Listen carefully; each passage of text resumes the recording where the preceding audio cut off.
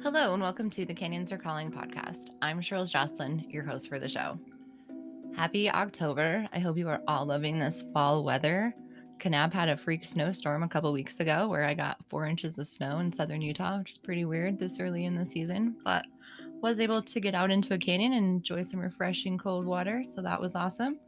I hope you guys were all able to get out into the canyon over the weekend as well. A couple things before we get into the interview today. I have updated my website just in time for the holidays. I have my beer glasses in, I've got stickers on there. I have also partnered with Teespring to provide quality clothing. I have tons of different options and 3 different logos.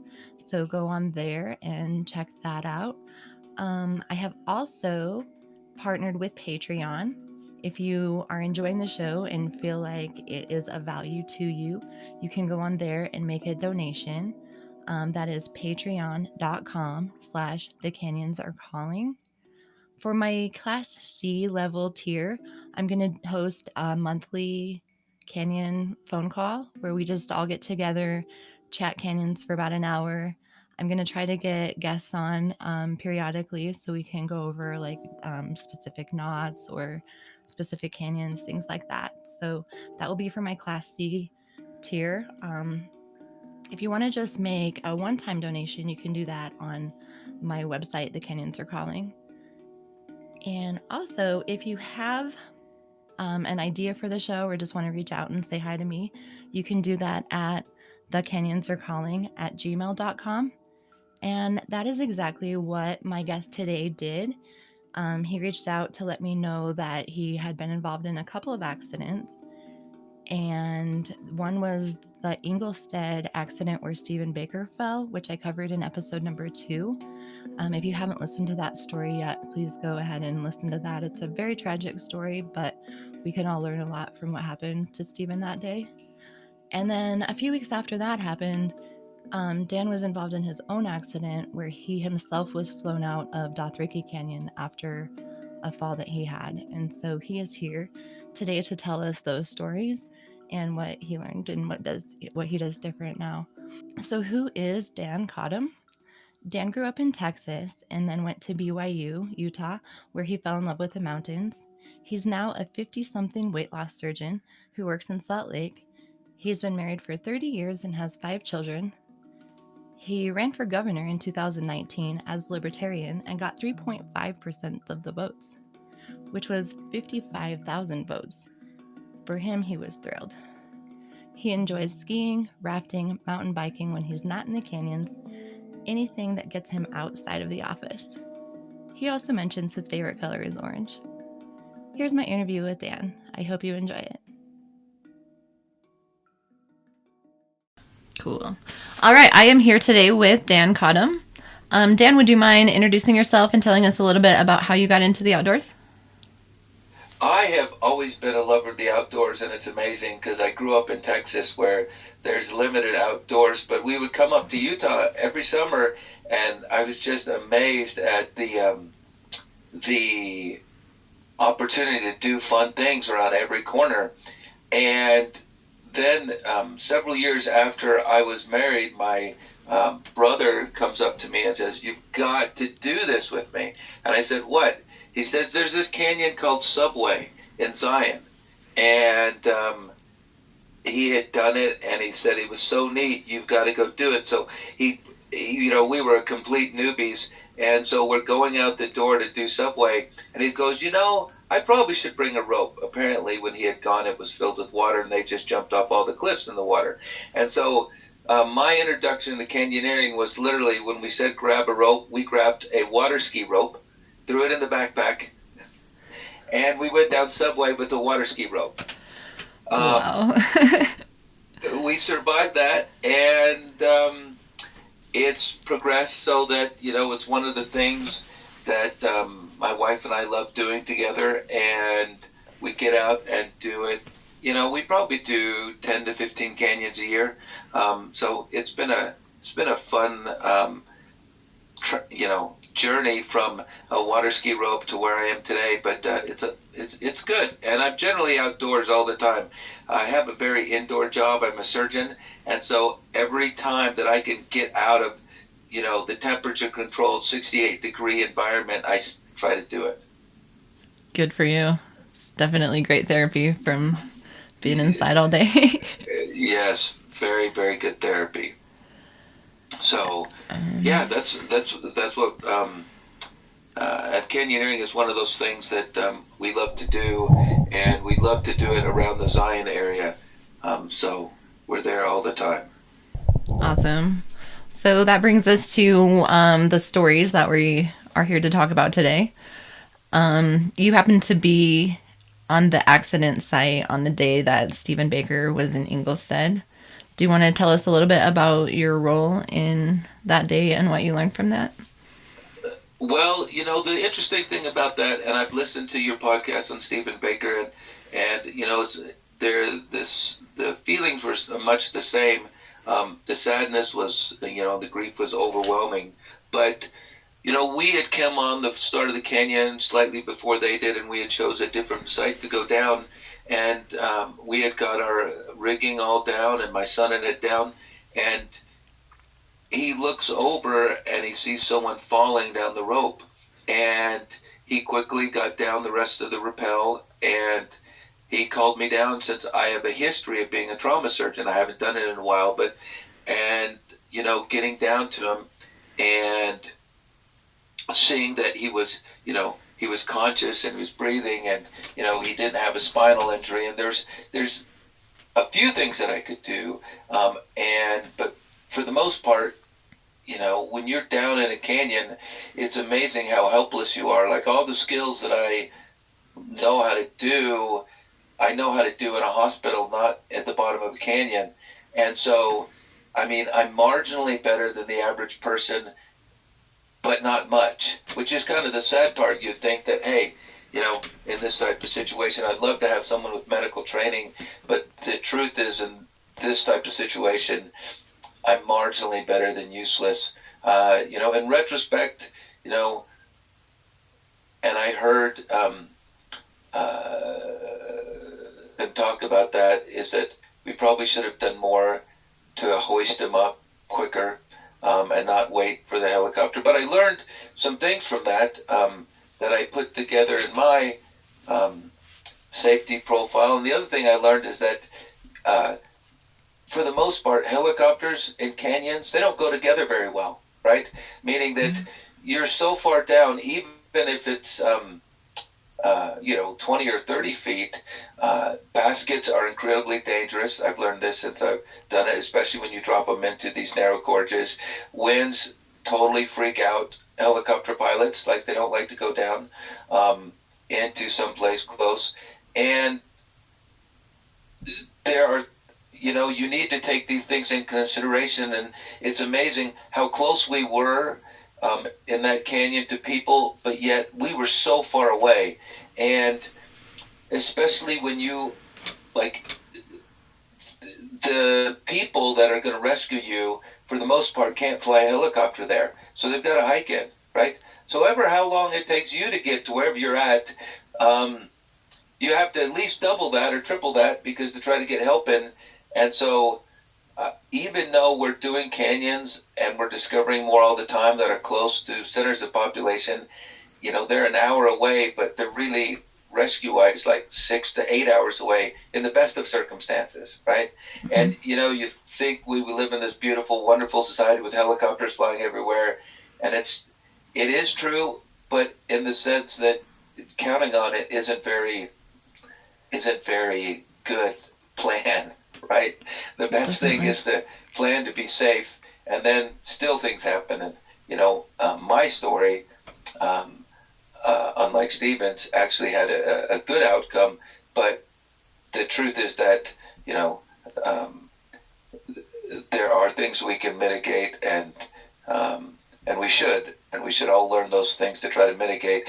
And I just told you, we took a ski rope down the first time we did it, water ski rope, and it was an old water ski rope too. But there's a lot of things that we can do to be better prepared for what we're encountering down there, because it's just a long time to get rescued, Hmm. whether it's a broken ankle or it's a broken back. Yeah, I agree. So that leads into the Dothracki story. What happened to Yeah. you in Dothracki?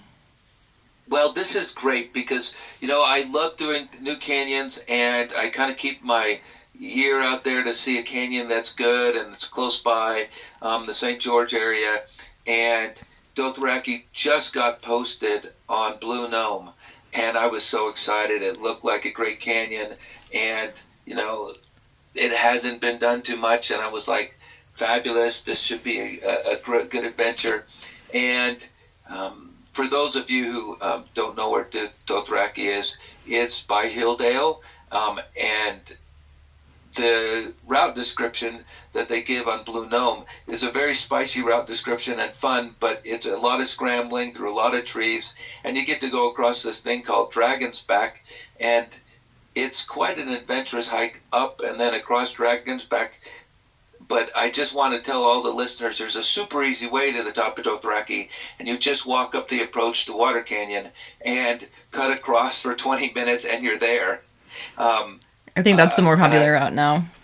yes, that's the way to go. Unless you want to do Dragon's Back specifically, which I highly recommend. It's a really cool spot, but it's better to go down, go up Water Canyon and then cut across the top of the mesa.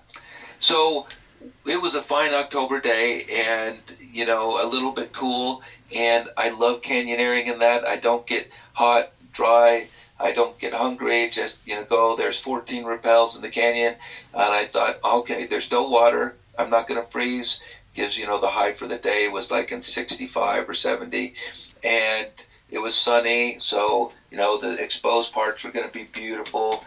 And so we started going down Dotracki, and we have done lots of canyons. So nobody on the trip was a newbie. We've all done over 100 canyons. And we're going down, and we do the first 3 rappels, and they have a couple, what we would call, depending on your comfort level, spicy down climbs. And I looked at one of these spicy down climbs, and I said to myself, you know what? I could set up an anchor really easy here, and it wouldn't be hard. There's boulders everywhere, and we're going to just rappel this down climb. It's only 30 feet, and so we did. And so what I found is I found 2 medium-sized boulders that were sticking out of the ground about 1.5 feet, and they were laying next to each other like an A. And so I got my webbing out, made an anchor, and I pulled on these things and pulled on these things. They did not move 1 iota. And I kicked them, and I was like, all right, this is pretty good. And so there were 3 of us. I sent my uncle down first. He did fine. I looked at the rocks. They didn't move 1 iota. I sent my wife down second. These didn't move 1 iota. And I was going down last. And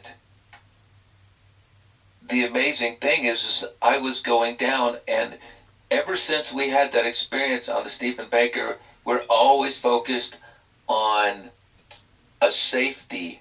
And so what we mean by safety is we always say there's got to be 2 forms of safety on every rappel, not 1. And so the first form of safety we have on a rappel is our belay device.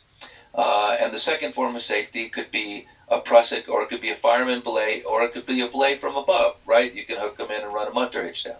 So we always have 2 forms of safety, and we don't care how big the rappel is. And so like if we're doing lots of small rappels and we don't want to wait, everyone will bring a VT prusik, which you had mentioned in one of your previous things, you're getting Rich Carlson on it.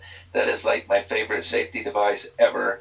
And so we were going down, and I was going over, there was a little lip, and I was going over, and my uncle was fireman belaying me from below, and he pulled on the rope, and even though I could see no daylight between these 2 rocks and an A, apparently that was enough of a fulcrum to pull my loop anchor off that boulder. And so the anchor slid off the boulder. up between a place where I thought the two rocks were together, right? Yeah. And I fell. I haven't been back, although it's not because I don't want to go back. It just hasn't fit in my schedule. And I will go back someday soon. But the truth is, I fell. We estimate somewhere between 20 and 30 feet, right? Um, and so when I fell, when you're on rappel, you're leaning back, you're just free falling straight down. You don't have any chance to do anything. And there was a rock sticking up in the ground. As you know, if you go in Dothracki, it's all rock everywhere. There's no dirt anywhere. And so I fell and I landed on my right side on this rock that was sticking up about 1.5 feet right on my rib cage. And to cut to the chase, I didn't know this now, but when I fell, I broke eight of my ribs on that side, my sternum, my left shoulder, and several vertebrae on my back. Oh, So, wow. and this isn't a big rappel, and I'm just, and I want to get the fact out, and this is why I talk about safety on small rappels, because, if that's a 20-foot rappel, and that's a lot of damage, and I could have hit my head, right? And I will say this today, I am super lucky that I hit my side and not my head, because it would have been over. Whether or not I had a helmet on or not, you fall 20 feet, you hit your head on your rock, there's going to be serious damage, and that's from my background as a trauma surgeon that I know that. So, a helmet isn't going to really save you in that situation. So, the point was, I hit the ground, and you hit so hard, and I literally thought, this is the way it's going to be. I'm going to die right here, because I couldn't breathe, right? And when you're in that situation, that few seconds, and I don't know how many seconds it was before I could finally take a breath, but it was a long time before I could finally get my breath in, right? And I finally got my breath in, and it was excruciating pain. But the interesting thing about that is that when I fell, my anchor came with me. And so my uncle comes up to me, and as I'm lying on the ground, and in one of the most ironic things, because he didn't think I was going to be hurt that bad, apparently, and he says, "Look, Dan, your anchor was intact." Right? And I was like, so my knot didn't slip, right? And in fact, I still carry that anchor with me today, and I always pack it in my pack like my talisman, right? This is my thing to always remember that safety is important. And so I finally was able to get my uncombobulated, and I looked around, and I looked at the canyon walls, and remembering my experience with Stephen, I knew in Dotracki there was no way a helicopter was ever going to be able to get me from right here. The other thing that you need to understand is that we always carry one of those emergency rescue beacons with us, and we'd always done that even before we met Stephen Baker, because we're somewhat safety conscious.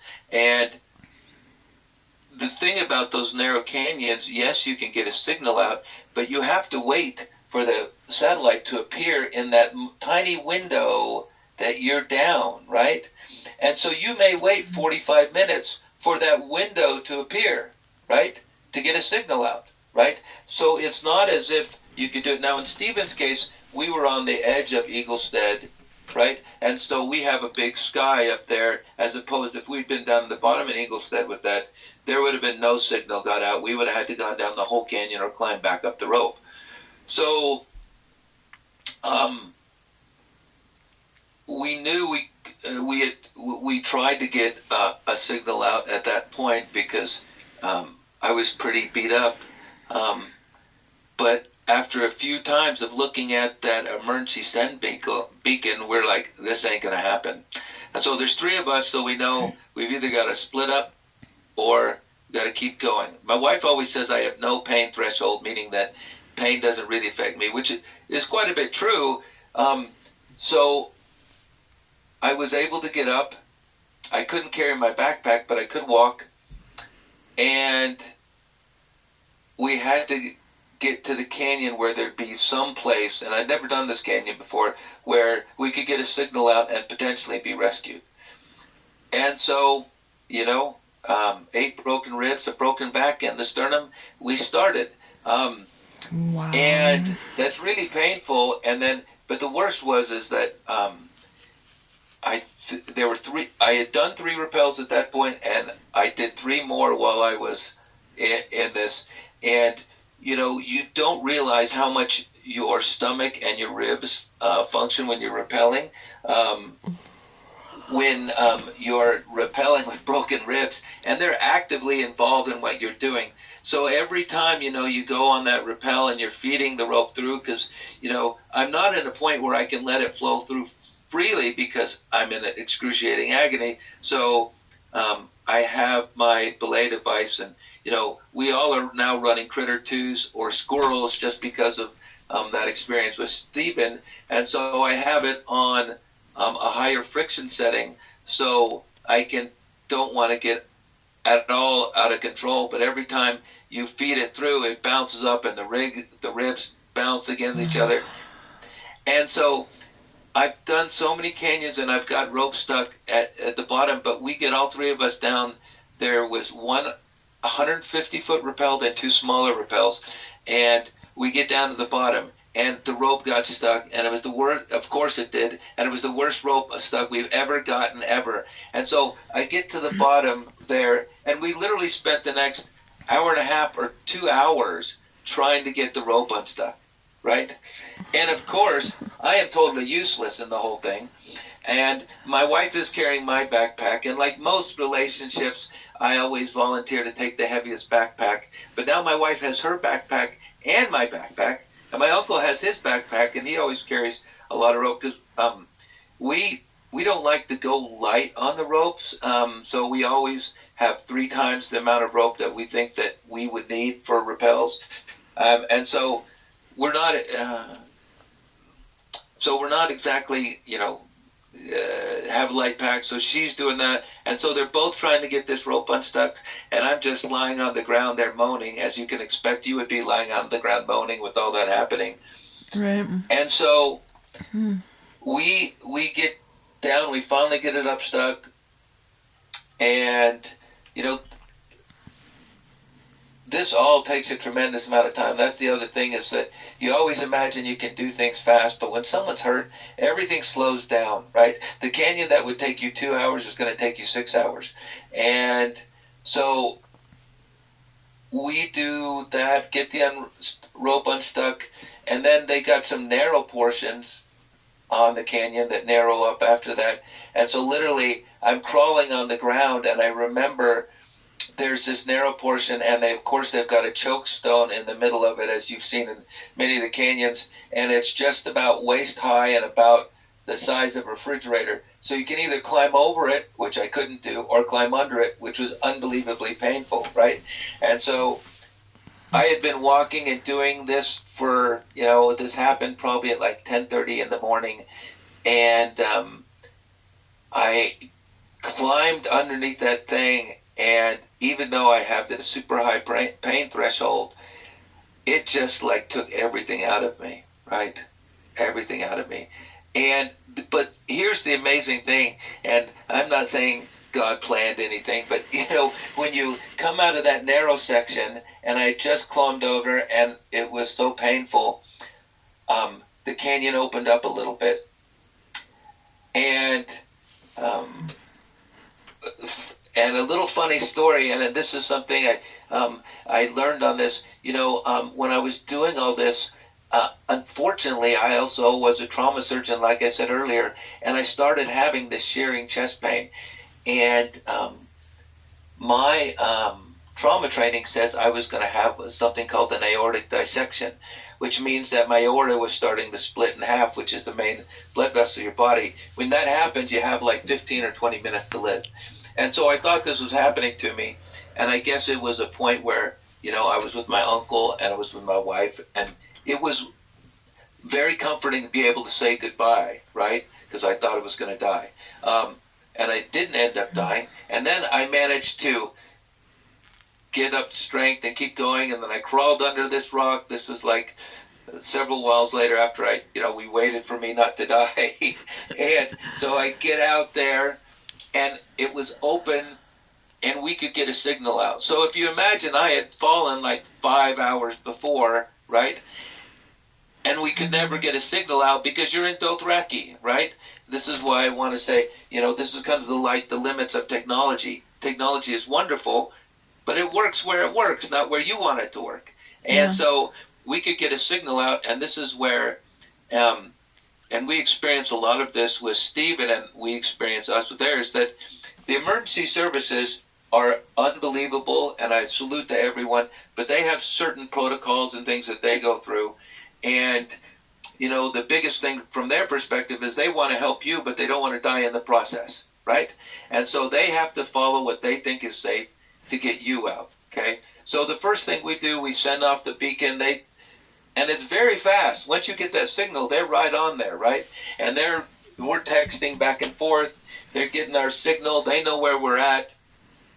And once we're able to get signal out, just like in Stephen Baker's case, there's a helicopter flying over an hour later, right? And so they send the civilian helicopter from St. George, and the civilian helicopter flies over that, and it's just at dusk now, right? And the civilian helicopter is like, there's no way I'm going down there. It's not happening. So you can watch them, and this is kind of one of those moments where you see them fly over and then hover, and then they just fly away. And you're like, oh my gosh, what is going to happen now? Right?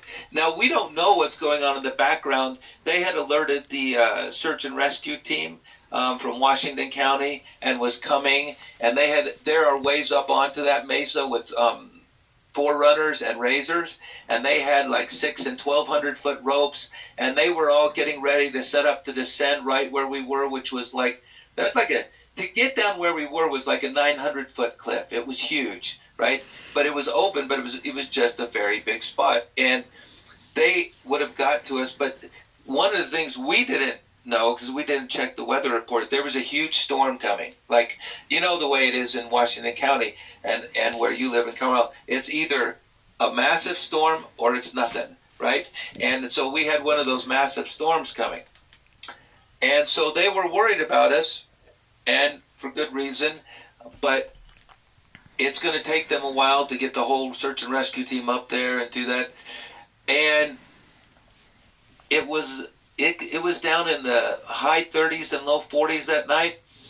And we didn't know that helicopter flew away, and they said they're going to try to get a land team to us. And that's all that we knew. But so we got all together, all tried to spoon, right? We had a few jackets and things. But the truth is that I could never get comfortable, because if I laid on my back, I had broken vertebrae on my back. That would hurt. If I laid on my side, my shoulder would hurt. And if I laid on my other side, my ribs would hurt. And so, it got to be late, and I was kind of going. It wasn't really shock in the sense that shock is where your blood can't supply the organs with oxygen, but it was. I was starting to get slightly hypothermic, right, because of the trauma and everything. And so my wife gets back on this little emergency beacon and says, "Listen, my husband's not doing well. What can we do?" And so the emergency rescue team sent a text out to Nellis Air Force Base. And so Nellis Air Force Base, they have these teams that are there, and all they do is train all the time to rescue pilots who are down behind enemy lines. And so when the call came out, they spent all their time training to actually rescue a real person. They were like, sweet. They mobilized, and you remember, it was Saturday night. They had to call all the people. They had to find enough people. They have 3 teams that weren't out at the clubs or doing anything, because Nell's ever in Vegas, so they found enough sober people and pilots and the things called PJs, which are the people who rescue the pilots. And they get in an Apache helicopter, and they said yes to it, and they fly an Apache helicopter out. So you see, and they told us there was going to be the military coming, and I've been fortunate enough in my life. I've had the chance to go helicopter skiing a few times and been in helicopters enough. And when you compare a civilian helicopter to a military helicopter, there's no comparison. They're just so much more powerful, so much more loud. And so they fly over a couple times and they spot us. And the interesting thing about that is that they train all the time to go down between like trees and things like that. So they set up these obstacles and they literally fly them down in between these obstacles to pick up objects. And so what happened was in this case is I mentioned earlier about the winds. You know, when you have a military helicopter, the winds don't affect them as much because they have their bigger blades and bigger, more power, but they're really concerned about weight. So they looked at how far I was down, and when they saw that, they said they have too much fuel, so winds could push them side to side. So they had to go dump jet fuel out, and they had to jump as much as they could to be able to get me and then fly back to St. George, right? So I want you, this is like, and so then they said, we can't get all the way down near you, but instead of having a 130-foot line, they have like a 200 and some odd foot line that can go down. Okay, so that's about double the reach of a normal helicopter that a civilian would use. And so they literally go down into the canyon, and I talked to the pilot afterwards, they literally had 10 feet on either side of the blades as they go down and then let that cord all the way down. And when the cord got all the way down, it could barely get to the ground, right? And so we are sitting there, and the helicopter's going, and it's like a hurricane's going off. Like I said, it's like so much more powerful than any helicopter I've been around. And then it's like an angel from heaven dressed in green with night vision goggles comes sprinting down the side of the hill, down the cliff face. And what had happened was I was like, we had taken shelter under one of the few trees in Dothracki. And I was like, well, I was assuming that they were going to be in one of those leader baskets, and I was going to lay down in it, and then they were going to hoist me up. And I was like, listen, I can gut it up. I can walk 20 feet over to where it's open, right?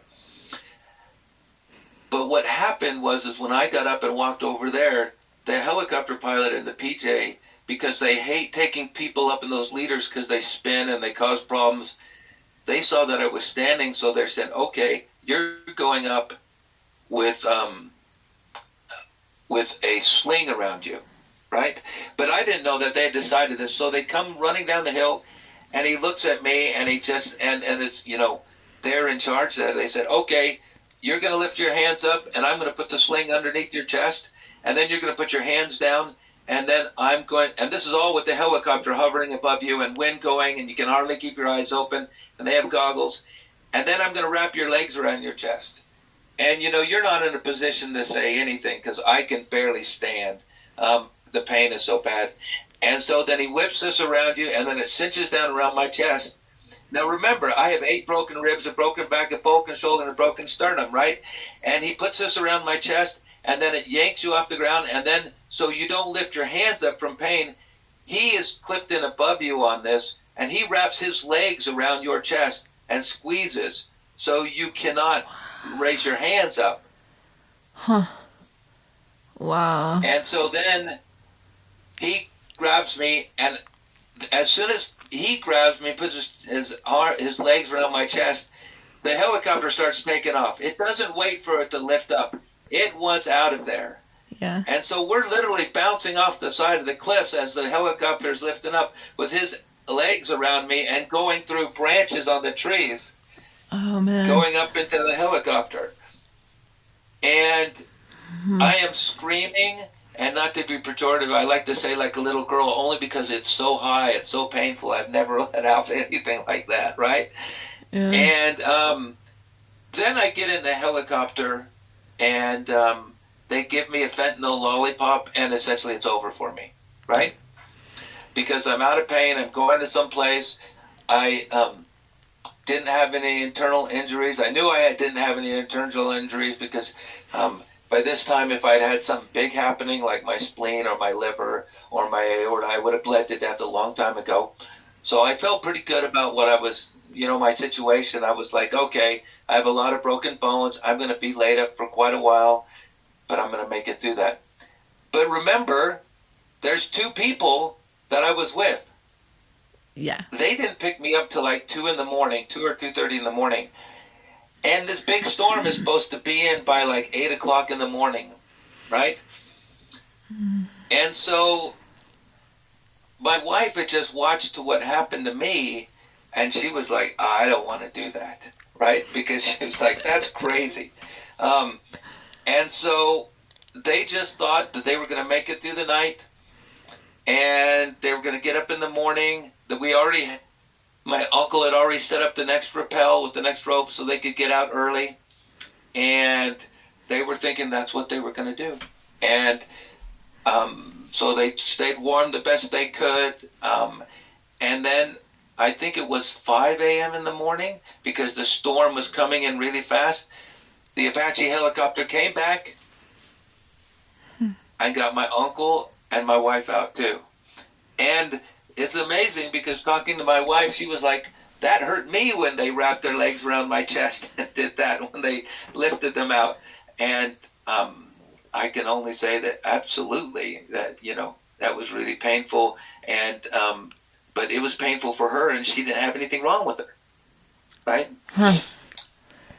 Yeah. So it was quite the experience. I mean, it was a normal recuperative time, what you'd expect for something like that.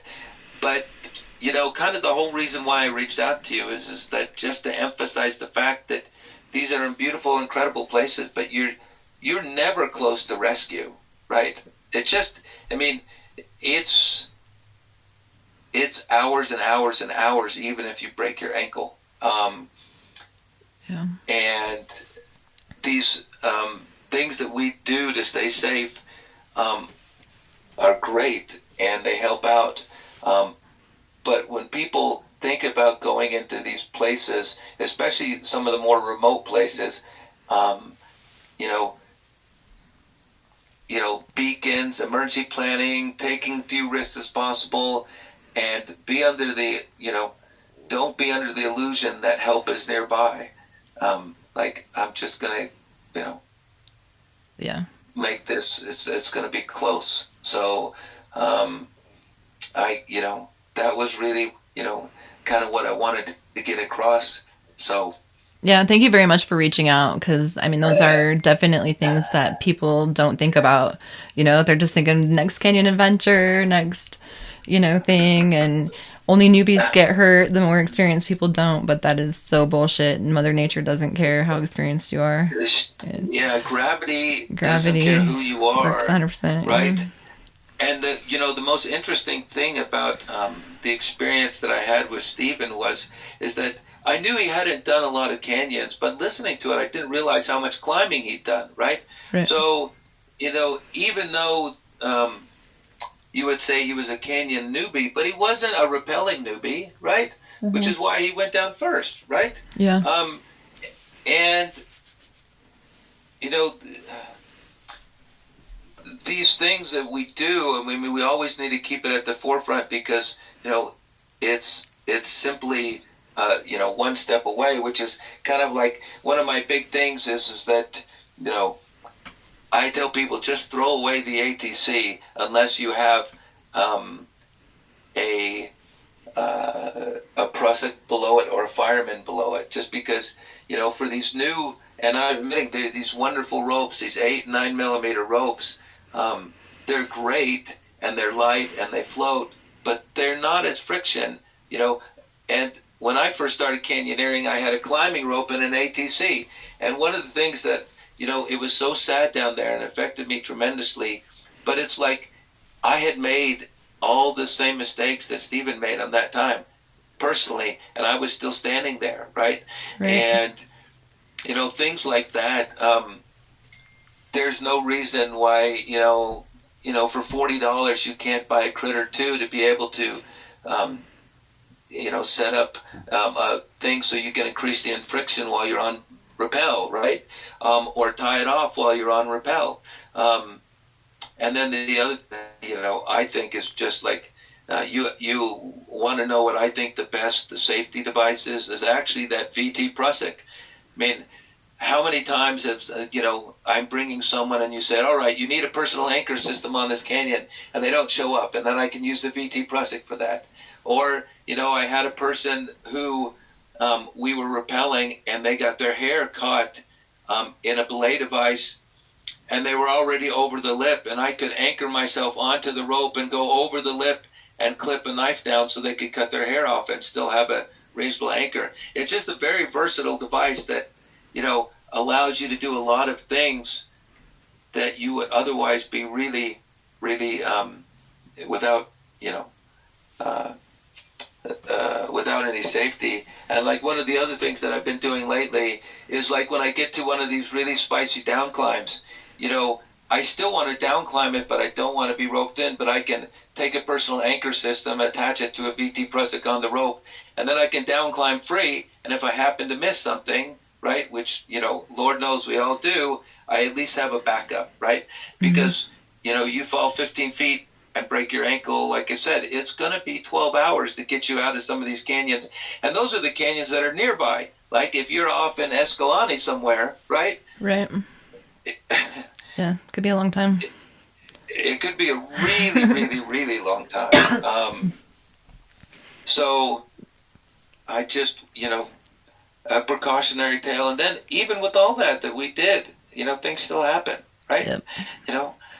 It's not like I haven't set up anchors before. I've set up a lot of anchors before. So, and it's not like haven't been down lots of canyons. I've been down lots of canyons, and yet I was still lying on the ground. Well, it was a solid anchor. It held the other two people before you. Right. How are you and supposed I to had watched know? It, like for any movement. Fall over. So it's crazy. Yeah. Oh, that's unfortunate.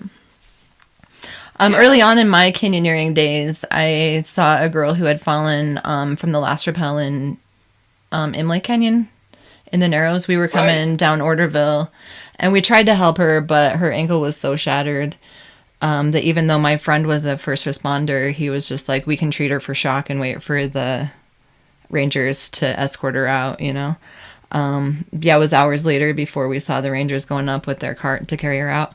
But that encouraged me to take a wilderness first responder class so that I could be able to, what if something happens to me or my crew, we need to be able to help these guys. And sometimes there's not much you can do, even with medical training.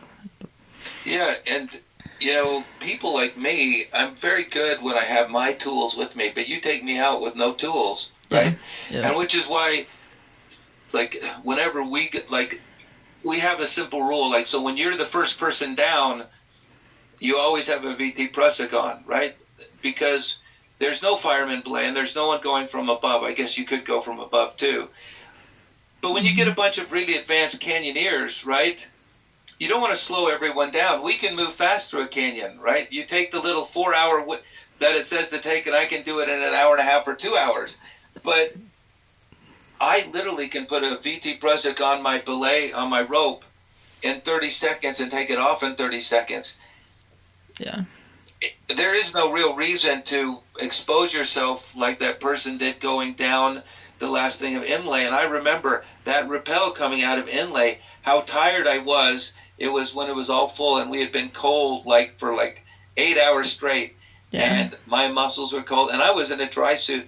That last rappel in Inlay, we were beat, and I let go a little too early, and then you have a shattered ankle. So what happened with her was she actually clipped to the wrong side of the rope. And to me, it was like my second year in canyoning. And so I didn't understand how you could clip to the wrong side of the rope. I was like, this doesn't make sense to me. Like, how is that even possible? And my friend said, it's not possible the way we rig because we don't drop both sides until the last person goes. Right? Right. But they were at the end of the canyon. They were in a hurry. So for some reason, they doubled it drop both sides. She was so confused. I should try to find out who she was and get her on the show. So But yeah, I'm gonna echo that. One of the first responders there was from the rescue team from Kane County, who used to run a canyoneering company, and he stopped running a canyoneering company when he clipped into the wrong side of the rope yeah. and fell a long ways, and it scared him so badly. He said, "I have to stop for a couple years." Yeah, that was And Nick that's Smith, kind and of I the point. interviewed him on number 3. I Oh, moved. I've got to listen to Yeah, that one. I actually moved to Kanab to guide for his company, and then it wasn't full time enough for me, so I started working for Tom full time, and then Right. yeah. Well, see, this is the thing is that, and the other thing that I wanted to mention that I had heard and thing too is I sometimes do backcountry skiing, and I take a guide when the avalanche danger is high. And the guide I go with all the time has been to the Everest several times, and he always swears that you should have your belay devices 6 to 8 inches away from your body. And this was something I heard in that podcast, and the reason why is it allows you to use both hands really easily. Mm-hmm. And ever since then, we've done it, and it makes so much sense. And that's one of the things that I always teach the people going, get that belay device off your harness. Yeah, I like to have my heel extended too. For sure. Because you can use both hands, right? And using both hands, if you get tired, you can grab them both. You can, and it just makes a lot of sense. And if you notice that the new canyoneering specific harnesses, like the one from Petzl and the one from Edelride, are coming out, so you can do that really easily. And the one from Kong coming out, so you can do that real easily. So, this is something that people, if they're listening, they can do with a simple personal anchor system. But it's kind of one of those deals is there's some things like mine that we're not going to be able to avoid, but most of the other stuff, we should be able to do.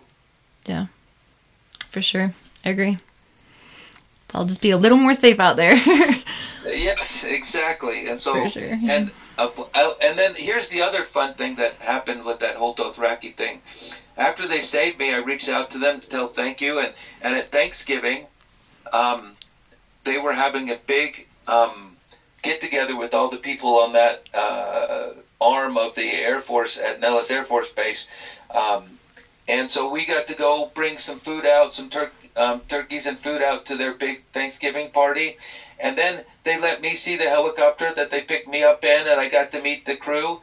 And that's really cool. Literally, they had to take off the machine gun off the helicopter before they went out and picked me up, right? Wow. And my kids got to sit in and put the helmets on. I didn't realize this, but so many people go into making one of those fly. Like, there was literally 20 people that had to get the helicopter ready so the pilot, the co-pilot, and the PJ could fly out to get me, right? Oh, wow. And they tell me that just to fly one of those helicopters is $18,000 an hour, right? And so it's super expensive. And, if you have to have someone pick you up, make it the military, I never even saw a bill. That's I would have incredible. seen a bill if the St. George helicopter had picked me up, but they couldn't. But that was, we kept waiting for it to come, and it never came. So, but I am super grateful to all the guys. I had the chance to say thank you in person to all of them and shake their hands. They were all super nice, and it ended up being, like many learning experiences in life, is that at the end I learned a lot from both those experiences, the one with Stephen and the one with me. Well, we'd rather not go through similar experiences or see other people go through similar experiences. And if I had to do Dothracki again, I would have picked a bigger boulder and maybe made a longer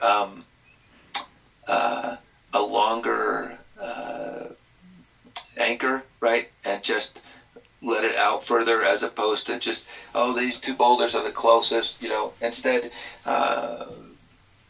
lengthen it out and just do it and deal with the pull as it was, right? Because it was a short pull. I wasn't going to get have a problem with it, right? Mhm. And honestly, if I get a pole stuck on a 20-foot rappel, climbing up that is only going to take me 5 minutes, right?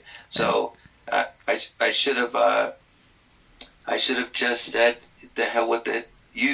Bring more webbing, right? Never let the decision be on the amount of webbing you have. And so I had 25 feet of webbing, and they always tell you to bring 50 feet, and I'm going to second that. So that was, when you look back and say, what did I do wrong? What am I going to change? I'm going to bring more webbing, and so now I have a little dry bag, so I'm not carrying wet webbing, and I throw that in, and it's always got at least 50 feet of webbing. So my decision is never made on how much webbing I have. That's awesome. That's a good point too.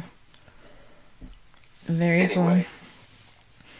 All right. Well, to the end of the portion of the podcast where I ask everyone these questions. Canyoneering makes me super hungry. What's your favorite in-canyon snack?